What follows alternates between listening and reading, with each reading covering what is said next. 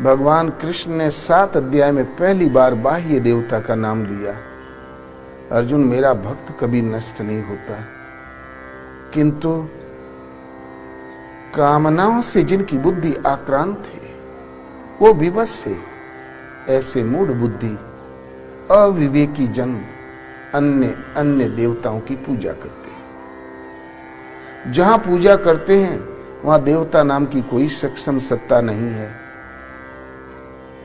जो आपको संभाले, किंतु मैं सर्वत्र हूं, इसलिए उस दैव श्रद्धा को मैं ही पुष्ट करता हूं, मैं ही फल का विधान करता हूं। फल भी तत्काल मिलता है, किंतु भोगने में आता है और नष्ट हो जाता है। मेरा भक्त कभी नष्ट नहीं होता।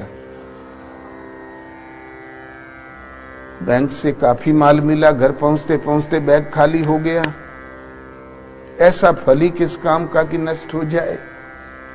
किंतु मनुष्य को तो केवल फल चाहिए, फल मिल ही जाता तो फिर हर्जा क्या है देव पूजा में। इस पर भगवान कृष्ण कहते हैं, अर्जुन, देव पूजक मेरे ही पुजारी है, अविधि पूर्वक है, इसलिए नष्ट हो जाते हैं। जब श्रम ही करना है तो विधि पूर्वक क्यों नहीं करते हो? ऐसा श्रम ही किस काम का? श्रम हमने किया और कुछ देर फल दिखाई पड़ा, फिर समाप्त। वो विधि है गीता, गीतोक्त नियत कर्म। एक परमात्मा जो सत्य है, नित्य है, शाश्वत है, सिवाय आत्मा के किसी का अस्तित्व नहीं। उन जिसका अस्तित्व है उन परमात्मा की शरण श्रद्धा भाव से जहां समर्पण किया तो भगवान को वैकुंठ से भाग के नहीं आना पड़ता।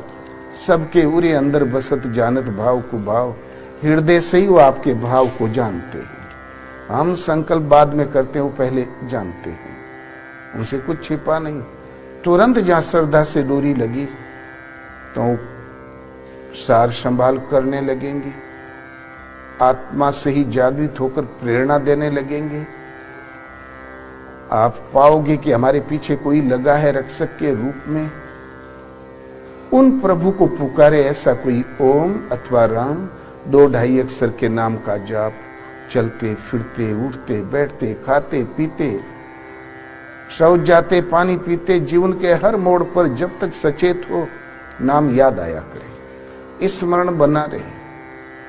सुबह शाम बैठ के आधा घंटा समय अवश्य देना चाहिए, 20 मिनट दो, जिससे कि इस श्रद्धा ये पटरी चिंतन की विस्मृत न हो जाए। वज्र पड़े, कोई लाशी पड़ी हो तो 10 मिनट दो, 5 मिनट दो, लेकिन अवश्य समय दो, नियम खंडित न हो। तो भगवान जानते हैं जीव मुझे पुकार रहा है, ये भी जानते हैं इसकी आवश्यकता क्या है, वो देंगे। ये भी जानते हैं इसका कल्याण किसमें है। जब स्तर उठ जाएगा तो वही करेंगे जिसमें इस जीव का हित है, परम कल्याण है।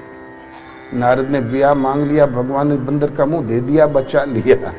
बाद में पोल खुली तो नारद चरणों में गिर पड़े, बोले प्रभु मैं तो बाल बाल बच गया। जब हरि माया दूर निवारी, नहीं था रमान राजकुमारी। तो बोले अरे भगवान ही तो माया थी, मैं तो बाल बाल बच गया।